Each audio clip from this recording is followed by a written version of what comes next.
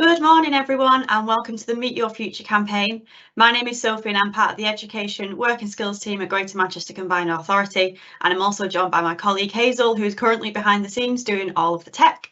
So for those that have joined us before, you might be aware that Meet Your Future was launched in April 2019 by Andy Burnham, Mayor of Greater Manchester, and that was to enable more young people like you to meet and connect with different businesses and employers to explore lots of different roles and careers.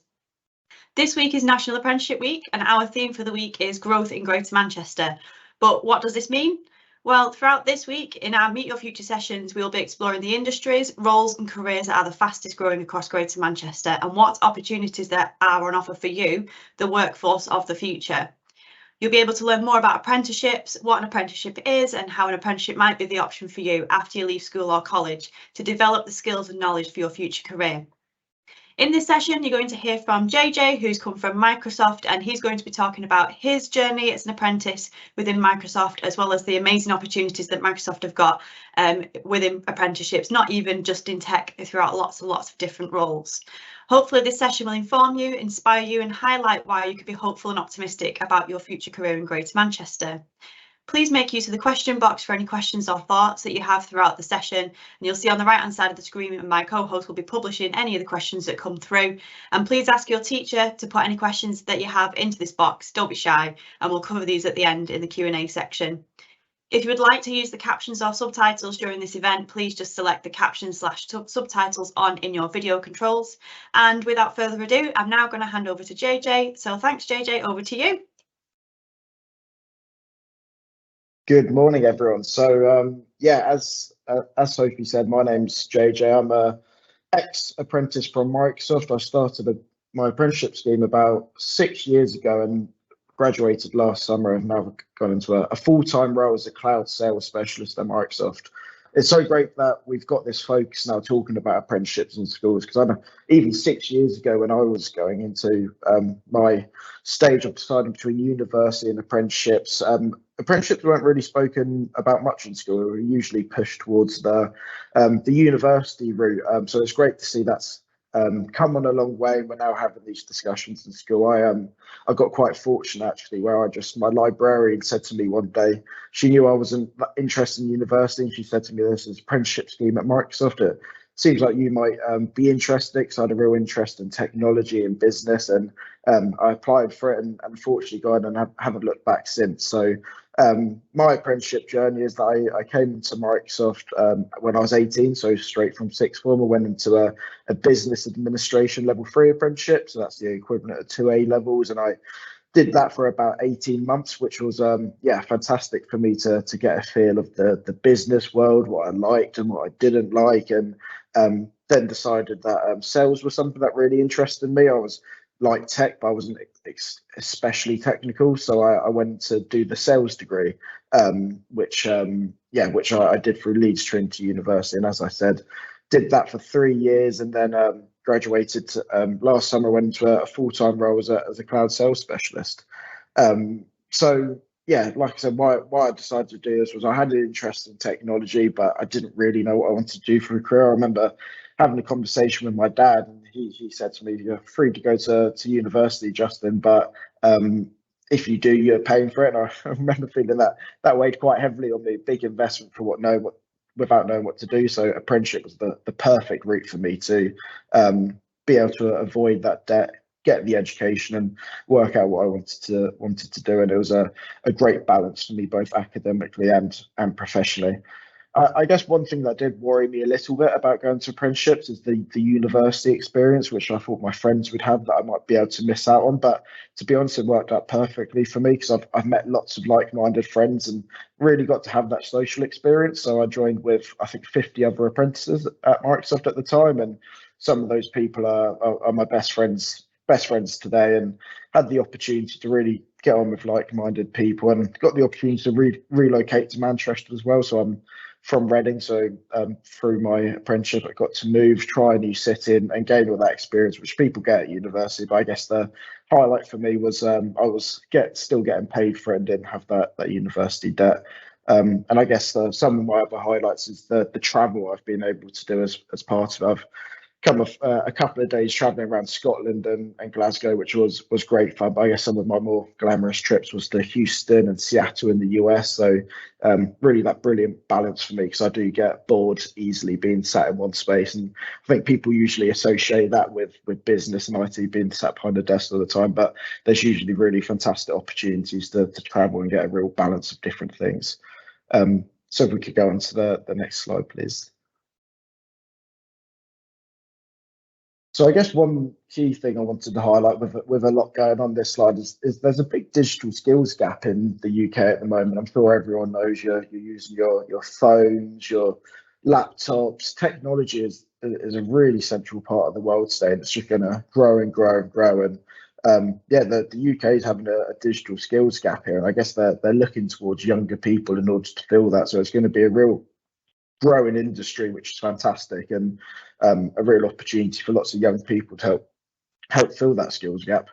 And digital doesn't just mean IT. I think a lot of people, when they associate Microsoft or these tech companies, I think, oh, that might not be for me. I don't enjoy coding. I don't enjoy the technical stuff, but that's only one aspect of it.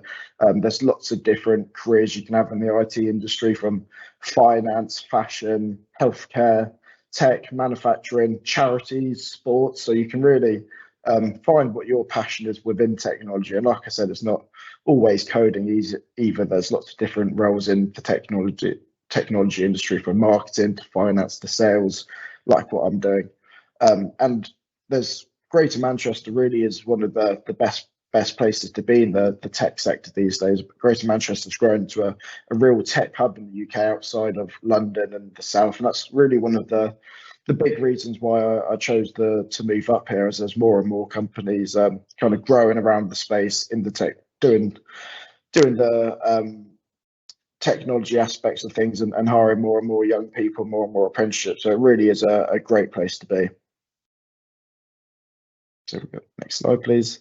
So just to talk a little bit about what different apprenticeship opportunities there are within Microsoft, but also just in general in the tech sector. So there's kind of three main apprenticeships that Microsoft do anyway. It's the level 3 apprenticeship, which is 18 months straight out of your A levels. So it's the equivalent of 2 A levels, or even straight out of your GCSEs. You can do the level 3 apprenticeship. So that's what I started on. And then there's the level 4, which is the equivalent of a foundation degree. So that's a 2-year program. And then there's the level 6, which is a full-fledged degree, which can be a 3 or 4-year program. So I did the level 3, 18 months, and then went on to do my degree, which was 3 years, which was awesome. I was traveling to Leeds every couple of months and doing my training there, and at the end of it was able to get a degree without the debt, which was a big weight off my shoulders. And yeah, like I said, I absolutely loved it.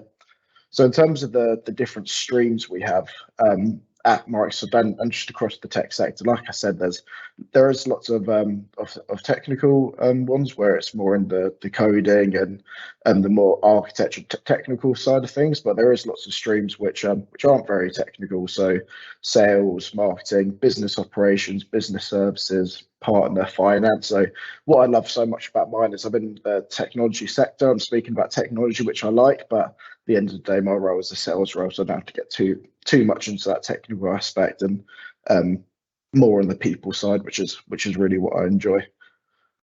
How the training works is there's a split between job and course alignment. So I spent 4 days a week doing my work, and then 1 day a week was focused on completing my training and doing my apprenticeship activities and my apprenticeship side of things. So that's kind of how that was split. It can be different in different types of things, and as you can see there's lots of different aspects across the training and lots of different things that that people can get involved in.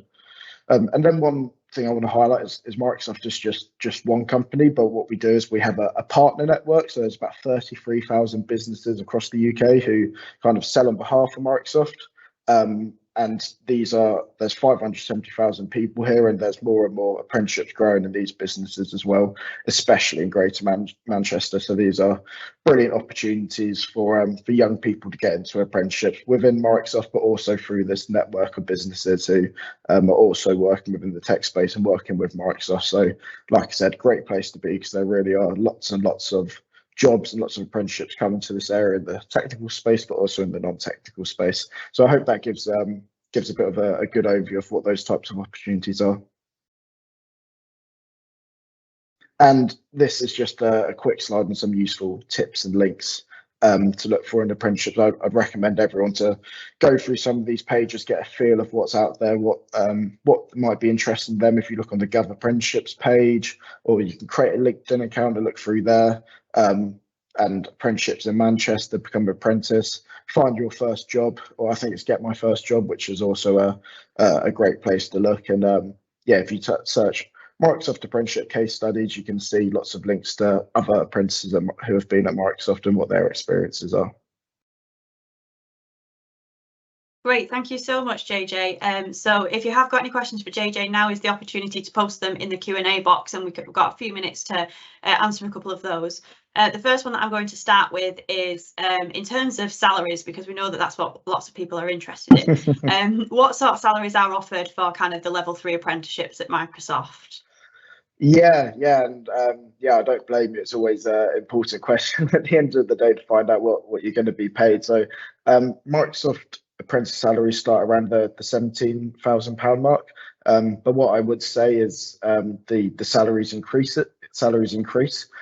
So they, if you go onto the degree or if you go through, then that salary increases every year. And when I went into it, I was just happy to be getting paid money at the end of the day to be able to do the qualification, but have that longer term picture that salary is going to increase as you go through, but also when you finish your apprenticeship as well. So yeah, that's the starting point. But yeah, I'd always say keep in mind, one, avoiding any debt that you'd have to go into university, but two, how that can grow as well. Fabulous, thank you. And if there are some young people in the audience currently that are interested in applying for an apprenticeship, what would you recommend that they do as a young person now in preparation for applying for that will make them stand out from the rest when recruiters are looking to hire for apprentices? Yeah, it's a really good point. It's a question I get asked a lot, and since finishing my apprenticeship, I've been in the kind of hiring aspect of apprenticeships and jobs. And the key thing I look out for is do they seem passionate? What are they passionate about? What are they interested in? Because businesses don't hire apprentices or young people to know everything. They wanted to hire someone who knows everything they need to know. They'll go and hire an older person, someone who's more in a senior role. What they really look for is this person going to be passionate about the industry? Is this person going to be interested and willing to learn? And that's really what they look for, because then they can hire an apprentice and kind of teach you and mold you into what you need to be. So have a look online, look into if it's the technology space, look into what's the upcoming technologies, what's about, if it's the fashion space, the different what's upcoming in fashion and what's the key industry trends there. And when you're interviewing, put that across, talk about what you're passionate about, put that on your CV, what you're interested in. I'd say that's really the key thing for me, because like I said, employers, if they want someone who already knows everything, they won't look towards apprenticeships. When they look towards hiring an apprentice, they want someone who's willing to learn and has that hunger and that desire. So if you can try and make sure that come across, then it'll really set you apart from the rest of people. Great advice, thank you so much. I'm going to ask you this one. You might not know the answer completely, but if you do, then great. If not, I can definitely have a proper look later on and get some intel. But do you know if Microsoft are an equal opportunities employer? So do they offer roles for people with like special educational needs? Like, do they support people with additional needs? Yes, I do know the answer to that one. So yeah, we are. So amazing, thank you. As all companies should be. So yes. Fabulous. And then to finish off, a nice one actually. So in terms of your own role, what is the most interesting part for you? Yeah, so I guess in what I figured out, what my first job was, I was in spreadsheets, and I've realised I get bored quite easily if I'm just sat there and not talking to people. So what I love most about my job is the amount of people I talk to. So I'm in a sales job, so my job at the end of the day is to sell Microsoft products to the customer. So what I love most about my job is I'm constantly talking to other people, traveling around the country, or like I mentioned, to different countries to have those different conversations, which is what I really love about my job. So that's definitely the highlight for me. Fabulous. And just like that, we've run out of time. So thank you so much, JJ, for that really, really inspiring talk, and to really kind of show the vast opportunities that there are within not only Microsoft, but just tech generally, particularly in Greater Manchester. So thank you for sharing your insight for that. And thank you for everyone that's joined us today. We hope you found that session useful. You can keep up to date with all things Meet Your Future at GMAX, and I popped the link in the chat earlier on in the session if you do want to have a look. GMAX is the Greater Manchester Apprenticeship and Careers Service platform where you can find out lots more about careers, apprenticeships and opportunities open to you. Many of you might already be using this, but if you aren't sure about it, please do ask your teachers to find out more. You will see a QR code for feedback on the screen. If you are able to give us feedback right now, that's amazing if you've got if you allow phones in your class, but we do know that not all schools allow phones in school, so don't worry, we'll be sending out feedback forms to your teachers for you to complete at some point next week, but there'll also be one for teachers complete too. It's really important for us to get that feedback, as we then know if Meet Your Future sessions are helpful and how we can improve them in the future. Thanks again for JJ for that amazing talk, and I hope everyone has a fantastic morning.